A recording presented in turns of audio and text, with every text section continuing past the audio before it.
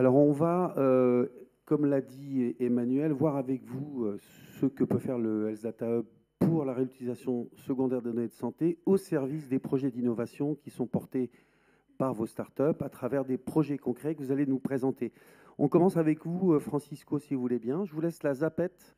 Ok, ben, merci beaucoup de nous avoir invités aujourd'hui pour parler de notre projet. Je vais vous parler du projet d'IPIST, qui est un projet de recherche. Je pense qu'il faut que j'introduise un peu d'abord l'histoire d'Epiconcept et le centre de dépistage des cancers. Donc, Epiconcept est une entreprise qui développe des solutions, des systèmes d'information pour la santé publique, et notamment le logiciel avec lequel plusieurs régions françaises gèrent le programme de dépistage. Donc on collecte des informations par rapport au dépistage des cancers du sein, entre autres. Et le programme de dépistage des cancers du sein, il se passe comme ça.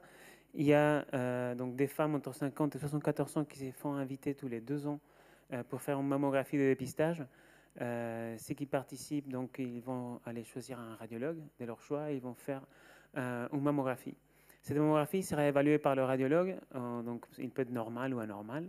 Si elle est anormale, il y a un suivi spécialisé qui se met en place pour prévenir un décès. Et donc, si elle est normale, il y a une deuxième lecture qui est organisée pour le Centre régional des cancers, donc notre partenaire, qui est chargé par l'État pour organiser la campagne. Et donc notre projet, l'idée est assez simple, hein, c'est de mettre une intelligence artificielle dans ce parcours et évaluer en quelle mesure ça peut améliorer les performances du programme de dépistage. Les objectifs de notre étude, il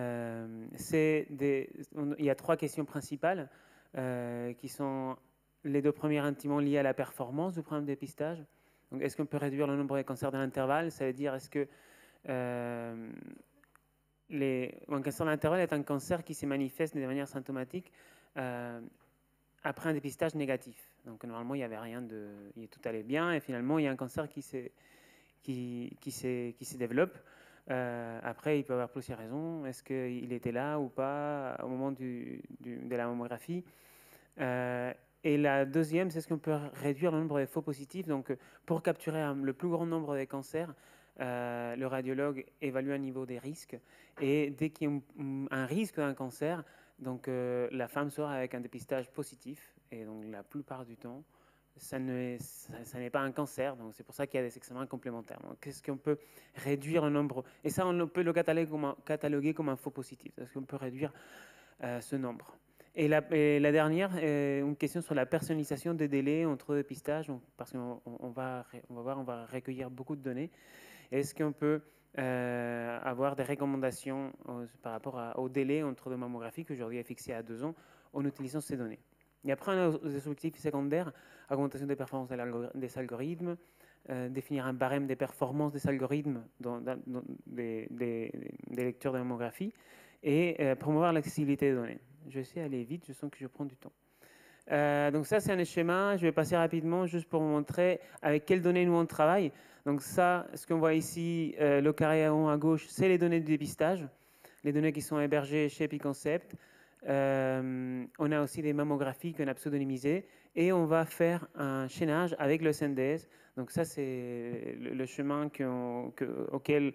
par lequel on passe quand on travaille avec le Data Hub. Donc la CNAM va faire une extraction. Nous, on envoie le numéro de sécurité sociale parce qu'on laisse ça dans la base. La CNAM fait une extraction et tout est envoyé au sein du Health Data Hub. Il y a un chaînage, une pseudonymisation de ces informations, et finalement, le Health Data Hub met à notre disposition un espace projet où on va faire notre travail. Et donc, nous, ce qu'on cherche, c'est identifier les facteurs de risque, identifier vraiment les cancers de sein, et c'est sur cette partie que je vais me focaliser aujourd'hui. C'est le fait de pouvoir savoir qui a vraiment eu un cancer du sein, parce que c'est quelque chose que dans la base de dépistage, on ne trouve pas. La base de dépistage est mandatée d'aller suivre chaque femme, surtout après un dépistage positif, pour savoir comment ça s'est passé, les examens supplémentaires, est-ce qu'il y a eu un cancer ou pas, mais les informations ne remontent pas, parce que c'est un travail manuel.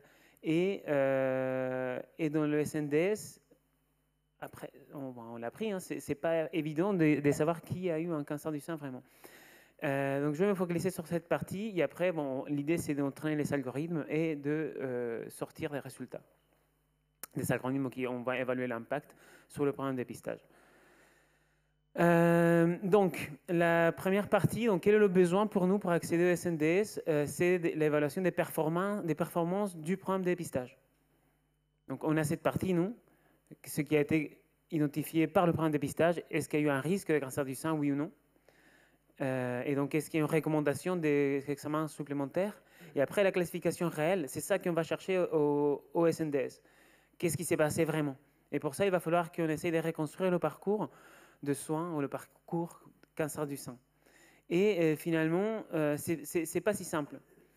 C'est pas si simple parce que le modèle du SNDS est complexe, mais aussi parce que les parcours ne sont pas tous linéaires et c'est pas parce qu'on trouve, par exemple, une allocation de longue durée cancer du sein.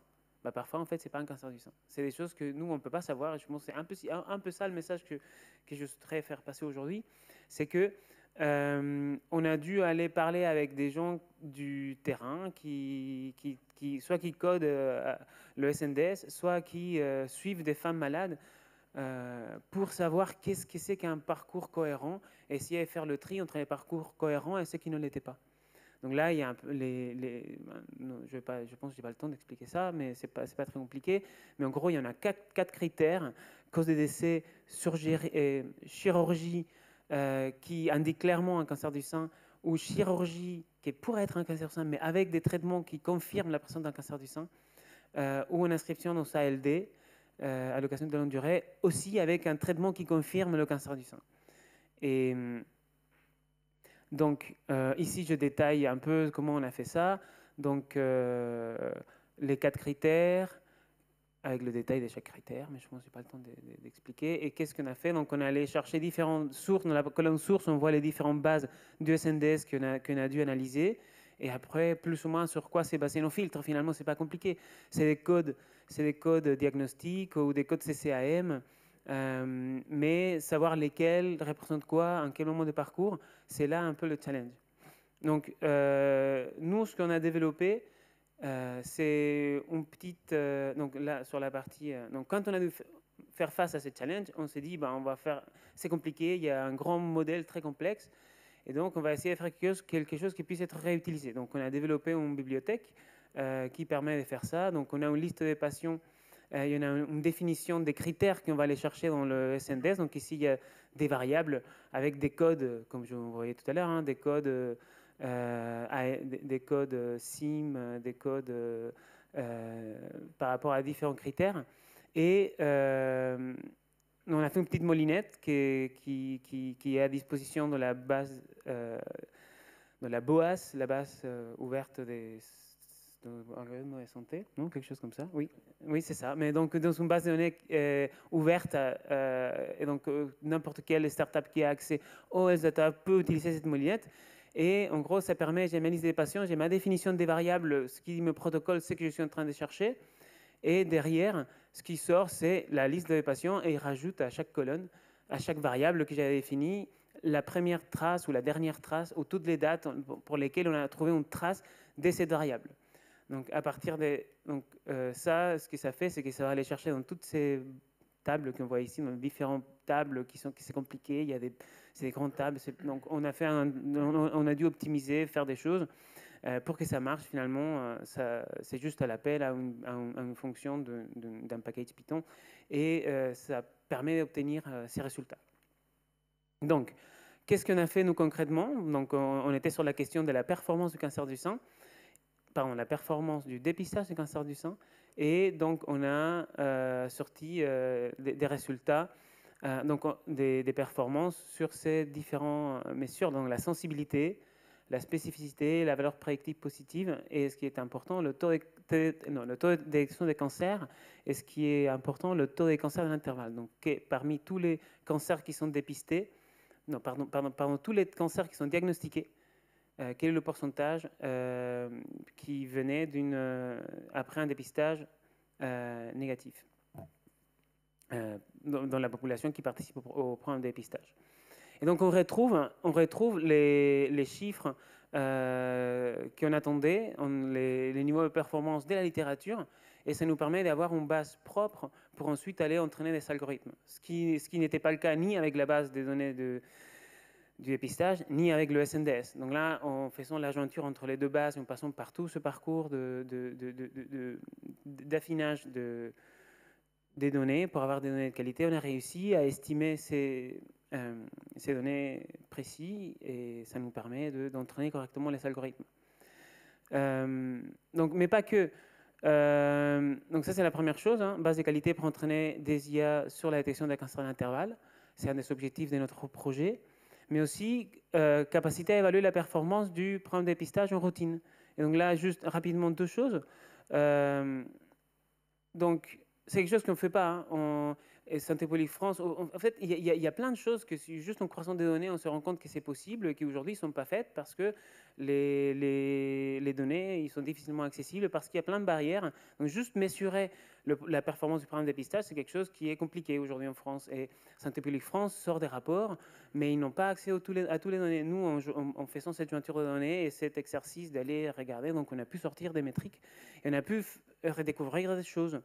Par exemple, qu'en 2010, on s'est rendu compte qu'il y avait un grand pic des cancers de l'intervalle. Il y avait beaucoup plus de cancers de l'intervalle qu'avant. Et pourquoi?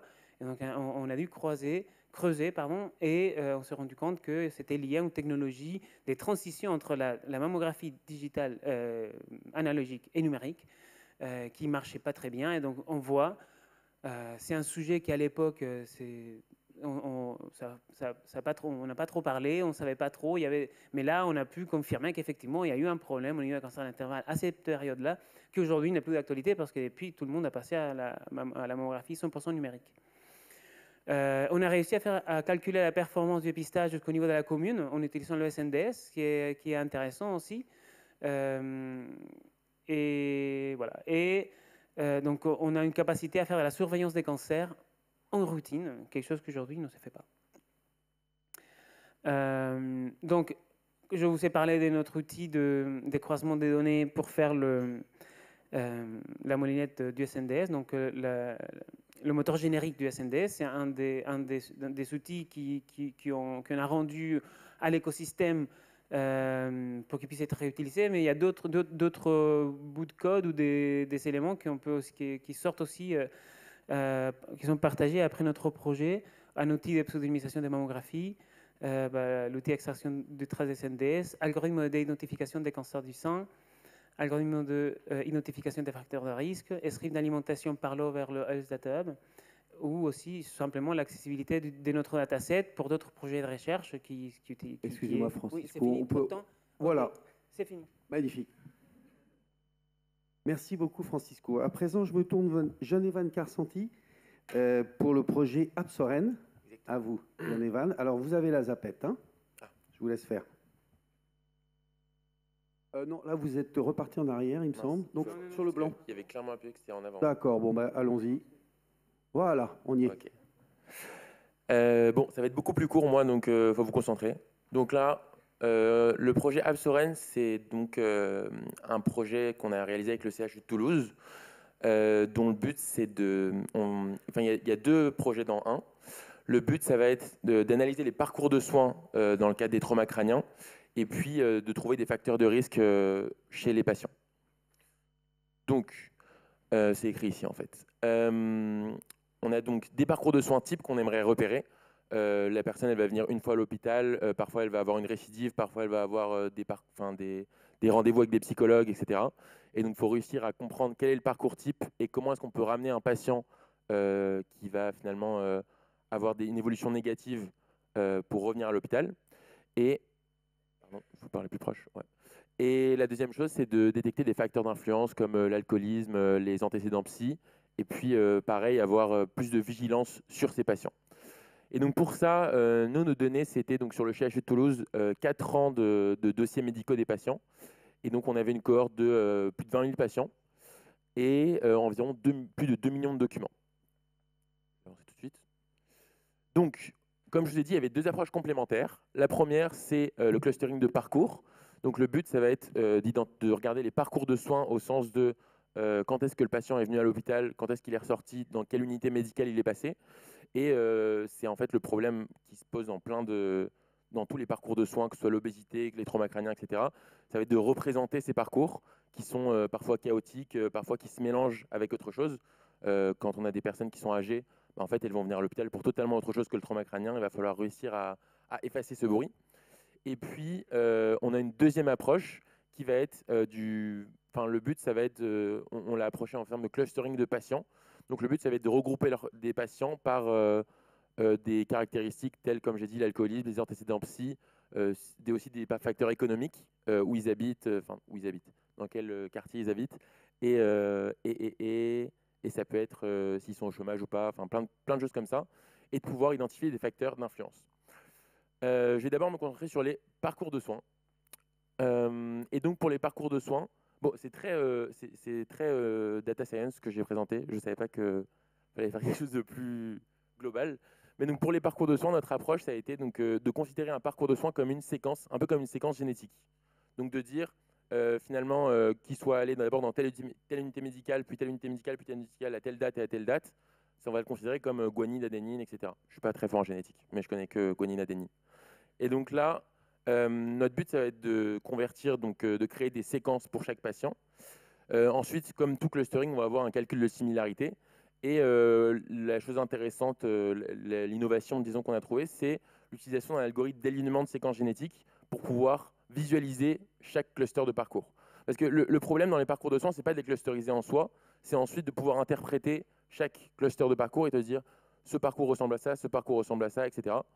Et il y a des outils qui existent comme les Sankey. Mais ici, nous, notre but, c'était donc de pouvoir visualiser facilement les différentes répartitions de patients, qui est passé en non ambulatoire, qui est passé en ambulatoire, est-ce qu'il a été réadmis, etc. Dans la pratique, c'est toujours pas assez lisible. Donc, c'est dans les résultats, c'est très difficile d'interpréter, même avec l'utilisation de l'algorithme MAFS pour aligner les séquences. Ça reste difficile d'interpréter. Il faut vraiment des médecins vraiment très bons. Mais l'idée, donc, c'est de pouvoir clusteriser des parcours et de pouvoir ensuite identifier un parcours, disons, idéal et de pouvoir rapporter tous les patients à ce parcours. Et le deuxième sujet, c'était donc le clustering de patients, de pouvoir donc ensuite identifier des facteurs de risque, de dire tous les patients qui sont dans le cluster femmes, on va dire hommes, alcooliques, étudiants, eh bien ceux-là, ils vont avoir un taux de récidive plus élevé, donc il va falloir les rapprocher vers, les rapprocher vers un parcours, le parcours type idéal. Et donc pour ça, le sujet qui était le plus critique, c'était ce qu'on appelle la clinical entity recognition. C'est-à-dire que c'est génial d'avoir des données médicales de l'hôpital parce qu'on peut récupérer des données fines. On a tout ce qu'a écrit le médecin, donc on va pouvoir récupérer typiquement ce que j'avais dit, c'était les antécédents psy du patient, ou même le score de Glasgow pour le trauma crânien, et plein de données fines comme ça. Mais le problème, c'est qu'il faut le détecter, ça, dans les dossiers médicaux. Et pour le détecter, c'est tout un sujet. Il y a une partie du machine learning qui s'appelle la name identity recognition, mais c'est pour détecter les noms, les prénoms et les adresses. Et ça marche super bien. Mais par contre, quand on a une nouvelle variable type alcoolisme, prise de benzodiazépine et de variables comme ça, c'est assez compliqué. Et là, la méthode qu'on connaît tous, c'est des règles, mais ça prend un temps fou et c'est très long. Et la méthode dont on rêve, c'est un peu plus tard, c'est d'utiliser les algorithmes type ChatGPT pour extraire tout à notre place. Mais il y a aussi plein de limites, on verra. Nous, pour ça, on a utilisé donc une approche moitié règle, moitié on va détecter plein de synonymes. Une fois que le médecin nous a donné 2-3 idées, nous, on va détecter plein de synonymes dans les 2 millions de documents grâce à des algorithmes de NLP. Et ainsi, on va enrichir nos règles. Mais on reste quand même sur des règles, je vous montrerai après pourquoi. Ensuite, on a également un clustering. Nous, on est parti il y a plein de méthodes de clustering, mais on est parti sur le clustering hiérarchique parce que ça permet au médecin de choisir à quelle granularité il va s'arrêter. S'il veut des clusters avec 90, s'il veut 3 clusters de patients, ou si c'est pas encore assez pertinent, il faut passer à des clusters plus fins. Et la dernière idée qui nous tenait vraiment à cœur, c'est de ne pas tout seul nous interpréter les résultats, mais de donner une application interactive aux médecins pour qu'ils puissent jouer avec. Et donc, l'idée, c'est de pouvoir faire des hypothèses, de dire par exemple, moi, ce que je pense qui peut être un facteur d'influence, c'est l'alcoolisme. Je prends tout le temps cet exemple parce que c'est le seul que je maîtrise. Mais donc, c'est l'alcoolisme. Donc, je vais mettre beaucoup de poids sur l'alcoolisme pour pouvoir faire mes clusters par rapport à ça. Et ensuite, pouvoir regarder la répartition de toutes les autres variables, disons, expliquées, comme le taux de récidive ou alors le nombre de jours en réanimation, le nombre de jours à l'hôpital. Et de pouvoir voir si dans mon cluster alcoolique, eh ben, je vais avoir une augmentation et de confirmer mes hypothèses. Peut-être que finalement, mon hypothèse était fausse et je vais dire les gens qui sont alcooliques n'ont pas de plus de récidive. Voilà, donc ça, c'est les résultats, il n'y aura pas plus. Et dernière partie, donc le retour d'expérience. Dans les points positifs, on a donc le fait qu'en effet, en utilisant des données hospitalières directement, qui sont historiques et qui sont accessibles, donc on n'a pas besoin de réécrire ou de mobiliser des gens pour les noter eux-mêmes.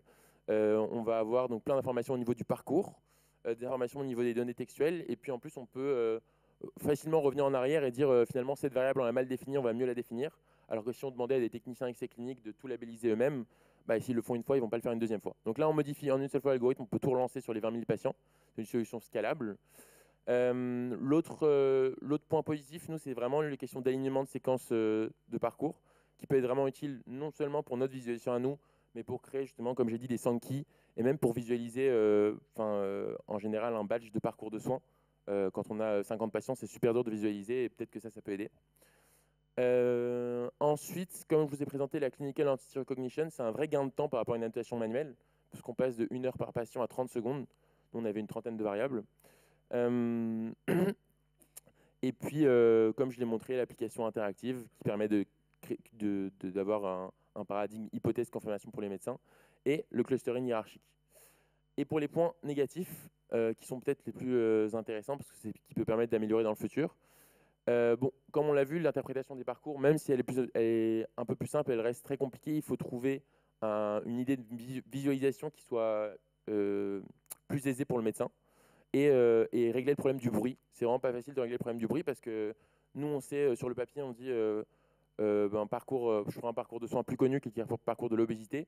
On sait qu'il doit passer 2 fois chez le psychologue, 2 fois chez le nutritionniste, 2 fois, etc. Et en fait, il peut avoir d'autres maladies. Et c'est très compliqué de distinguer le parcours qu'on a mis sur le papier et le parcours réel.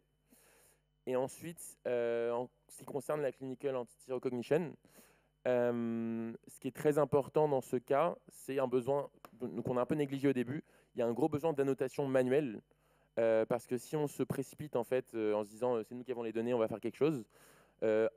On limite vachement la qualité des algorithmes, et 2, on ne peut pas faire confiance aux algorithmes à la fin. Nous, on a eu des annotations manuelles seulement sur 20 patients, et en fait, on peut avoir peu confiance en les conséquences de nos résultats, parce que la base est pas assez solide, et c'est quelque chose d'hyper important, et ça prend beaucoup de temps, mais c'est nécessaire. On peut penser notamment à des approches semi-automatiques. On va créer un algorithme à noter, je ne sais pas, sur 1000 patients et ensuite demander une confirmation à des techniciens essais cliniques ou n'importe qui d'humain. L'autre point négatif, c'est que les règles manuelles prennent quand même énormément de temps, même si on a des synonymes, même si on approche, il y a quand même une grosse perte de temps là-dessus, donc une faible généralisation. Et un point qui est vraiment très important, c'est qu'en amont, il faut hyper bien définir les variables, mais très précisément, parce que typiquement, on s'est rendu compte parfois à la fin que on avait la variable alcoolisme qui avait été définie par le médecin lui-même, et qu'en fait, on ne savait pas si c'était un gros taux d'alcoolémie le jour du trauma crânien, ou si c'était quelque chose de chronique, et les techniciens essais cliniques peuvent labelliser un peu chacun de son côté différemment. Et donc, faut prendre beaucoup de soin à ce moment-là pour définir les variables hyper précisément chacune. Voilà, et je voulais faire une dernière partie sur une technologie qu'on pense qui va un peu régler tous nos problèmes, donc qui sont les LLM. Et nous, dans notre cas, où la plupart de notre travail, c'était sur la reconnaissance d'entités cliniques, qui permet d'avoir des données qui sont utilisables et qui ne sont pas brutes. Vous pouvez tous prendre, quand vous utilisez ChatGPT, vous pouvez dire créez-moi un compte rendu et extrais-moi le score de Glasgow, les traumas crâniens et l'alcoolisme chronique, et ça marche souvent, donc on se dit c'est génial. Il y a l'avantage de la compréhension contextuelle, que ça va trouver les négations, enfin même ça va comprendre s'il y a écrit la personne ne se sent pas très bien, ça va comprendre que c'est une dépression, etc. On peut avoir des entités très complexes avec des relations entre elles, etc. Il y a beaucoup moins de travail manuel et on peut facilement changer de domaine médical sans prendre des heures à comprendre chaque variable et à modifier les règles. Mais quelles sont les limites? Et elles sont nombreuses. Nous, ça nous a empêché d'utiliser dans ce projet. D'abord, c'est que, en fait, si on veut donner des exemples à l'algorithme, il va comprendre, enfin, il va se focus que sur les exemples. On dit qu'il va overfit un peu. Donc, si je lui dis qu'une dépression, c'est par exemple dépression ou par exemple une mélancolie, en fait, il va toujours se concentrer sur ces mots-là et pas sur les autres. Donc, on pense qu'il y a une grande capacité de généralisation, mais ce n'est pas le cas. L'interprétation aussi, parce que des règles, c'est facile, parce que le médecin voit immédiatement comment est-ce qu'il a détecté pourquoi est-ce qu'on a détecté cette partie et pas une autre.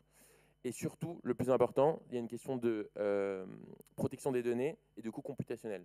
Donc protection des données, parce que ChatGPT, c'est génial, mais c'est pas open source, donc c'est-à-dire qu'on donne des données médicales à une boîte aux États-Unis, à OpenAI. Et donc, on veut utiliser il y a plein de modèles qui sont open source, mais ça veut dire qu'il faut un serveur pour les héberger. Et typiquement, ChatGPT, il y a 50 GPU qui tournent en direct quand on lui fait quand tu lui poses une seule question pour qu'il réponde rapidement. Donc nous, quand on travaille dans les hôpitaux, on tombe tout de suite sur des problématiques très importantes de on n'a que par exemple des CPU. Je ne sais pas si c'est clair, CPU, GPU, mais bon. En tout cas, on n'a pas assez de ressources pour pouvoir faire tourner des algorithmes puissants. Et ça prend énormément de temps. Et globalement, c'est ça le problème le plus important qui nous empêche d'utiliser toujours ces modèles-là. Merci, John-Evan. Je reprends la zapette. Je donne le micro à Alexandre Gallegos, Implicity pour le projet Hydro. À vous. Merci beaucoup. Voulez-vous peut-être vous mettre devant? C'est plus Allez. Comme ça, vous aurez la vue directe sur les slides. Super. Donc, à mon tour de vous présenter notre collaboration avec le Health Data Hub et donc en particulier le projet Hydro. Donc, un peu de contextualisation sur Implicity et quel est l'objectif de l'entreprise. Donc, c'est une entreprise qui a été montée en 2018 par un cardiologue, qui est notre CEO aujourd'hui. L'objectif, c'est d'agréger les données de tous les patients qui sont suivis implantés cardiaques. Donc, c'est de la télésurveillance. Aujourd'hui, historiquement, les cardiologues devaient se connecter sur plein de sites différents pour suivre plein de patients et avec des données présentées de manière très différente. L'objectif d'Implicity, ça a été de normaliser ces données-là au sein d'une même plateforme pour pouvoir gérer les alertes de manière standardisée auprès de tous les patients, ajouter des données cliniques, améliorer la collaboration entre tous les personnels soignants de l'hôpital, en centralisant l'historique du patient, toutes les raisons d'archivage des alertes, tout ce qui se passe dans tout le suivi et la télésurveillance du patient, et jusqu'au bout, aller créer les rapports cliniques qui permettent de faire le suivi tous les 3 mois. Ça permet aussi de lancer des études cliniques et de pouvoir suivre, en particulier en ajoutant des données d'ICRF ou faisant des extractions à l'inverse des données d'implants cardiaques pour les équipes et pour la publication de papiers dans le cadre d'essais cliniques. Donc ça, c'est la plateforme Implicity. Aujourd'hui, on a récupéré, donc depuis 2018, on suit plus de 100 000 patients en Europe et aux États-Unis. Et on a donc une grande quantité de données de prothèses cardiaques qu'on essaye de valoriser afin d'améliorer le soin des patients et d'essayer de prédire un certain nombre de pathologies cardiaques. Donc un des plus gros sujets qu'on a voulu traiter en priorité, et c'est le sujet de notre partenariat avec le HDH, c'est l'insuffisance cardiaque. Donc l'insuffisance cardiaque, aujourd'hui, c'est un problème, c'est une maladie chronique très grave, qui a un taux de mortalité énorme. Donc en quelques chiffres, c'est 25% de taux de mortalité dans l'année, c'est 40% après la première hospitalisation. Et en fait, c'est une maladie chronique de laquelle on ne se remet vraiment jamais, et c'est un état qui va être détérioré au fur et à mesure du temps. Et chaque hospitalisation va faire comme chaque hospitalisation du patient pour insuffisance cardiaque va faire comme une marche en plus dans l'état de santé, dans son état de santé, une marche qui descend et qui va abîmer son cœur énormément à chaque fois. Et donc, on a vraiment un intérêt à prévenir ces hospitalisations-là, à arriver à les prédire, à voir les signes avant-coureurs de l'hospitalisation afin que les médecins puissent avoir le temps de voir les patients à l'avance et potentiellement modifier leur traitement, faire une action préventive afin d'améliorer le soin et donc d'éviter l'hospitalisation. Et donc, c'est ça l'objectif du projet Hydro. Donc, ça se présente comme ça sur notre plateforme. On a un score ici qui représente dans le temps le risque du patient d'hospitalisation cardiaque à 30 jours. Donc c'est un score de risque qu'on a entre 0 et 100 que le médecin peut avoir quand il veut au niveau de la page patient. Donc là, on a une fausse donnée, hein, évidemment. Donc il y a deux informations essentielles. Donc l'index hydro, notre score de risque d'hospitalisation à 30 jours.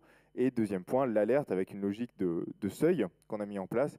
À partir du moment où le score passe un certain seuil, on va émettre une alerte pour alerter le médecin que le patient est à un risque élevé et donc qu'il risque d'avoir une hospitalisation dans les 30 prochains jours. Les résultats attendus par rapport à ça, c'est aujourd'hui les patients, les médecins pardon, et les équipes soignantes. On peut avoir un infirmier qui suit plus de 1000-2000 patients en télésuivi et donc il a besoin d'avoir cette stratification des patients entre les plus risqués et les moins risqués pour essayer d'aller en priorité regarder les données et creuser les patients pour lesquels nous on considère en tout cas qu'il a un risque plus élevé. À partir de ce score-là, on va pouvoir avoir une surveillance bien plus accrue et donc mettre à jour un plan de soins, une modification des médicaments, parce que c'est quelque chose que je ne montre pas là, mais lorsqu'on va donc passer sa souris sur un score en particulier, on va voir s'afficher quels sont les principaux facteurs contributifs d'un score élevé. Et donc, par exemple, le rythme cardiaque, par exemple, l'impédance transthoracique, par exemple, l'activité du patient, les mesures de sonde, les différents chocs qu'il a pu avoir, etc. Et donc, c'est cette information de score, de facteurs contributifs qui va permettre d'aiguiller encore plus le médecin vers quelles données aller regarder en particulier sur le patient. Et donc, à terme, c'est évidemment ce qu'on veut, c'est des hospitalisations réduites pour le patient. Donc, comment on a construit ça? Ben, c'est vraiment grâce à la collaboration avec le Health Data Hub. Donc d'un côté, on a nous nos données qui viennent d'Implicity, qu'on collecte donc depuis 2018 sur en France plus de 60 000 patients environ. Donc des données CIED pour Cardiac Implant Device. Donc de différents constructeurs, et donc on vient récupérer en fait énormément de données. C'est pas uniquement des prothèses donc comme les pacemakers, les défibrillateurs qui vont juste entre guillemets, parce que c'est quand même déjà très bien, faire battre votre cœur ou vous réanimer, mais elles vont aussi récupérer énormément de données lorsqu'elles fonctionnent et nous transmettre ça à des périodes différentes.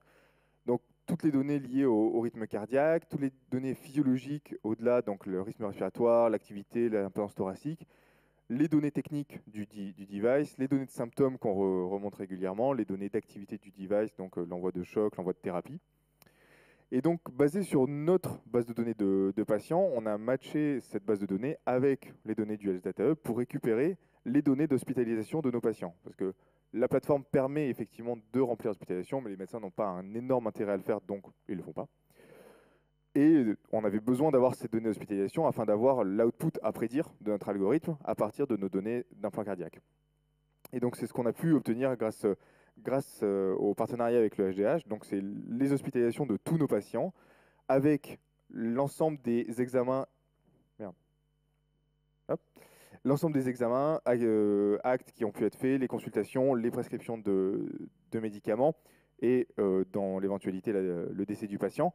Et en fait, toutes ces informations sont extrêmement utiles pour pouvoir nous permettre d'ailleurs de préciser la target sur laquelle on voulait entraîner notre algorithme, parce que, comme je disais, l'insuffisance cardiaque, c'est une maladie chronique qu'on va systématiquement, à partir du moment où le patient est insuffisant cardiaque, noter dans n'importe quelle hospitalisation.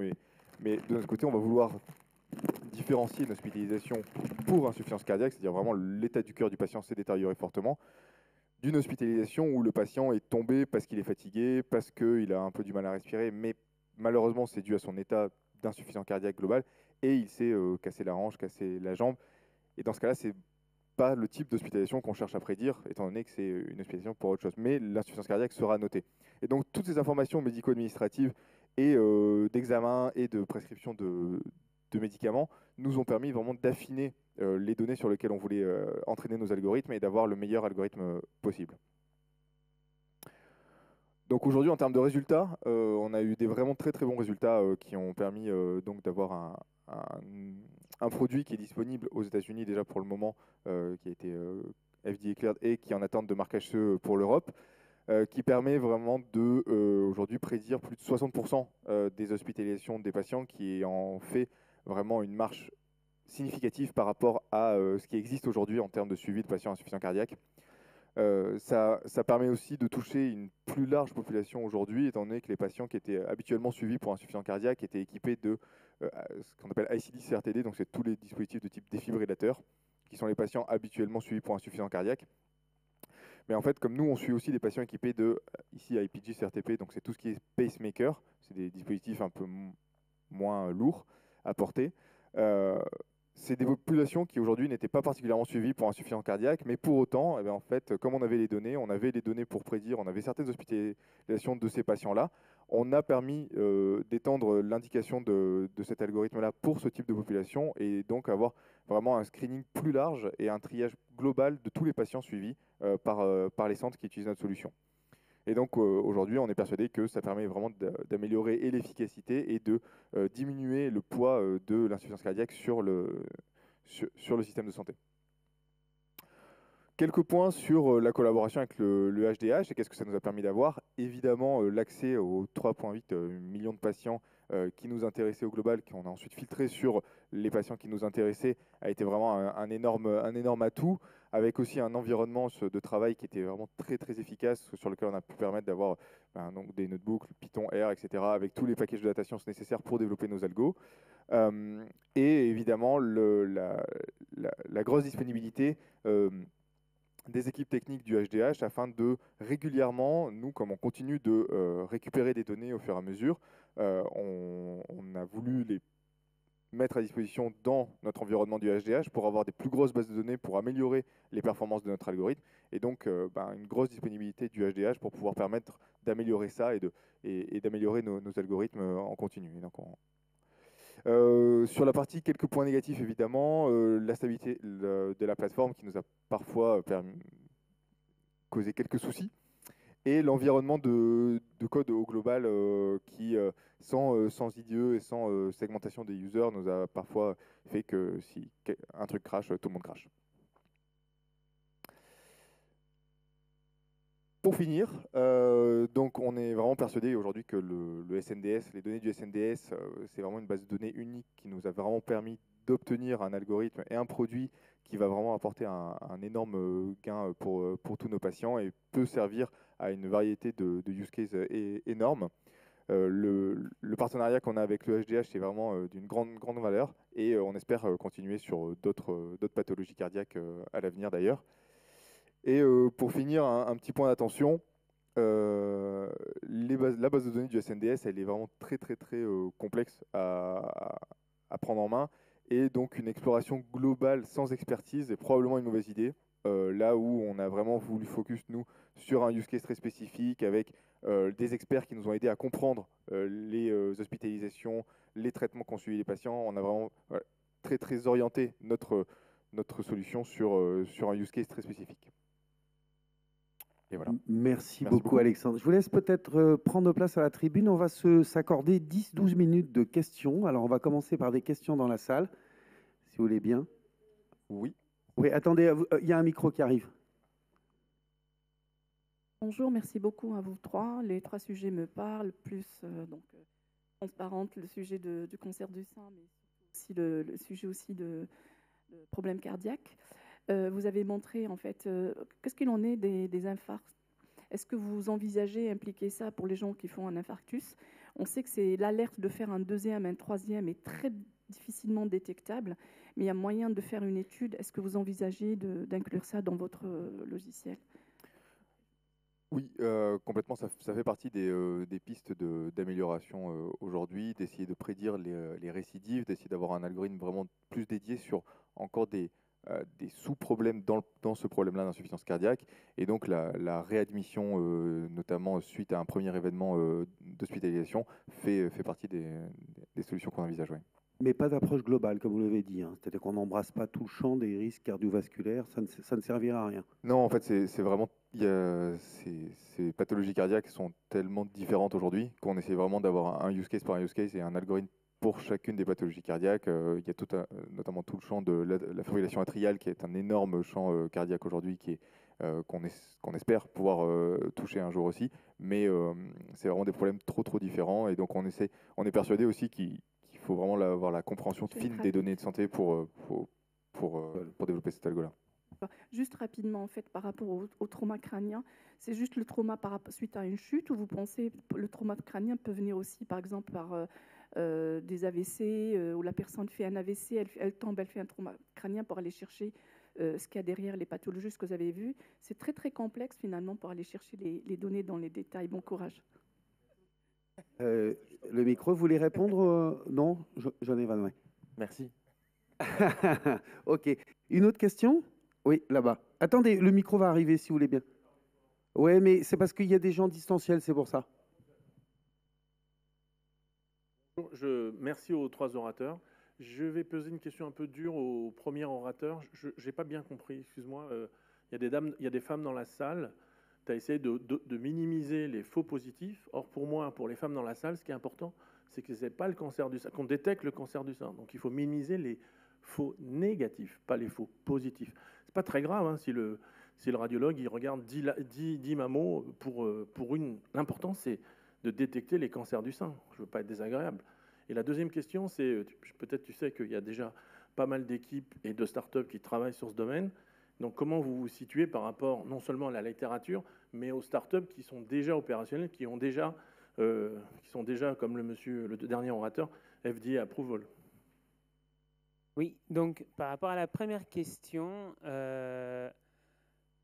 effectivement, vous avez raison de dire que le plus important, c'est les cancers de l'intervalle. Après, c'est un sujet qu'on évalue. C'est aussi une source de stress de se dire il y a un cancer du sein et finalement il n'y a pas. Et donc, la question, c'est pas. Notre question, c'est évaluer l'impact de l'IA sur le programme de dépistage. Et donc, dans notre protocole, on va aller évaluer effectivement s'il y a une possibilité de réduire les faux positifs sans pour autant augmenter le nombre de cancers qui passent sous la.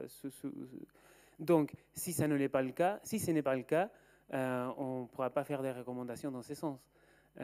Donc je partage, mais c'est un sujet qu'on doit explorer, parce que aussi on peut se dire mais pourquoi on ne fait pas le programme, le dépistage plus tôt, parce qu'il y a aussi des femmes qui ont 40 ans et qui ont des cancers du sein, et il y a une question des choix, et donc c'est des éléments qui sont importants parce qu'on ne peut pas tout faire. Et la deuxième partie de la question, c'était... Ah oui. Donc justement, nous, on n'est pas un éditeur d'algorithmes d'IA. Notre objectif, c'est plus de donner des consignes sur le potentiel impact de l'IA d'une manière objective. Parce que nous, on ne vend pas notre algorithme. Nous, ce qui peut nous intéresser comme développeurs des systèmes de gestion de dépistage, ça serait d'intégrer un algorithme. Mais pour ça, il faut une comparaison qui n'ait pas partie prise. Oui, il y en a plein. Mais quel impact réellement sur le programme de dépistage? Nous, on essaie de l'identifier. Peut-être vous pourrez poursuivre la conversation après, si vous voulez bien. Une autre question là-bas, oui. Bonjour, merci pour votre intervention. Donc moi, je suis fondateur d'une start-up. On utilise la data par rapport aux enjeux d'accès aux soins dans les territoires. Ma question, nous, le Health Data Hub, pour l'instant, il n'y a pas accès. Ça nous fait très peur. C'est complexe. À quel moment vous avez franchi le pas? Comment vous avez franchi le pas? Est-ce que vous avez été soutenu par un partenaire? Je vois que vous avez des CHU.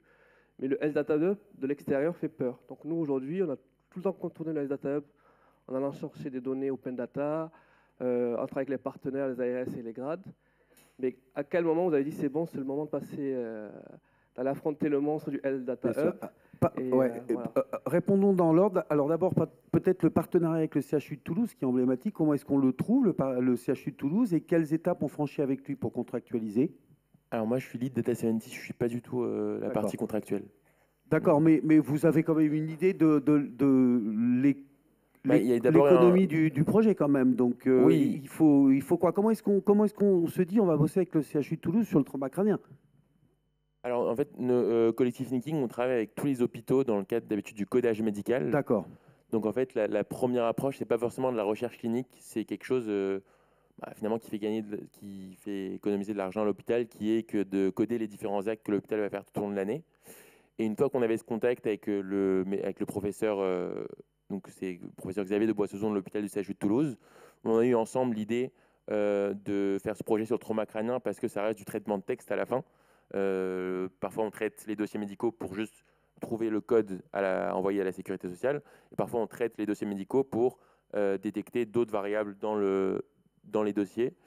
Et une fois qu'on a eu ça, avec le CHU de Toulouse, on s'est rendu compte que le parcours qui était uniquement lié au CHU de Toulouse était trop ciblé et qu'on avait besoin du parcours global, du parcours de ville du patient. Et c'est comme ça qu'on a approché ensemble avec le CHU de Toulouse le HDH. Super.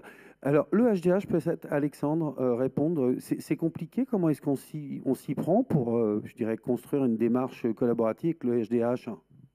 Alors oui, effectivement, nous, ça fait donc bientôt plus de 6 ans, 5 ans. 5 ans. Vous êtes parmi les pionniers, je crois. Hein. Oui, c'est ça. On a été le premier partenariat avec une entreprise privée du Health Data Hub. Donc, on a vraiment des équipes en interne maintenant qui sont devenues expertes de la valorisation et l'utilisation de ces données-là.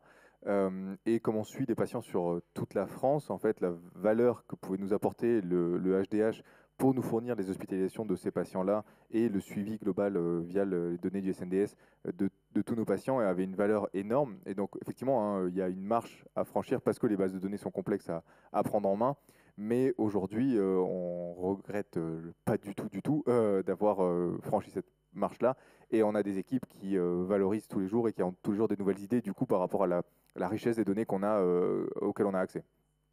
Juste une précision peut-être dans je dirais, les points d'attention à la fin de votre intervention. Qu'est-ce que vous entendez par l'instabilité de la plateforme? Des petits crashs. D'accord. Alors justement, allez dans ce sens si vous voulez bien. Donc, petit crash, gros crash, fréquent? Oui, ça arrive parfois, il y a des mises à jour.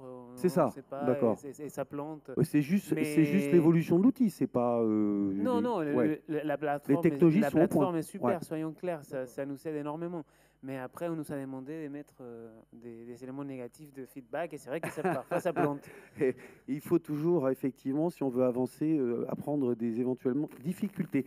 Peut-être l'appariement de vos données avec celles du SNDS, c'est compliqué. Comment est-ce qu'on les fait parler? Comment est-ce qu'on les apparie pour produire de l'information fine? Est-ce que c'est compliqué et est-ce que le HDH vous accompagne bien sur ce plan-là? Effectivement, c'est compliqué. On a travaillé avec la CNAM sur cette partie et c'est un processus assez standardisé. Nous, on avait les numéros de sécurité sociale, donc c'est pas si compliqué que ça. Mais quand même, il y a plein de cas sur lesquels il faut faire des choix. Mais on est super bien accompagnés. Les équipes du Health Data Hub, ils sont tout le temps là. Donc ça, s'il y a quelque chose à dire, c'est ça, pour nous aider, pour nous dépanner, pour trouver des solutions. La seule chose que le Health Data Hub, parfois, il ne peut pas faire, c'est l'expertise métier. Qu'il faut aller toujours chercher si on a envie de travailler avec les données du SNDS, il faut un expert de métier qui sache ce qui se passe. C'est un expert de la données de santé, c'est un médecin médical, c'est ça? Médical, un expert médical. Idéalement, qui soit aussi la partie codage, SNDS. C'est le mouton à 5 pattes, quoi. Ouais. D'accord. Une autre question, et après, on passera à la séquence suivante. Allez-y.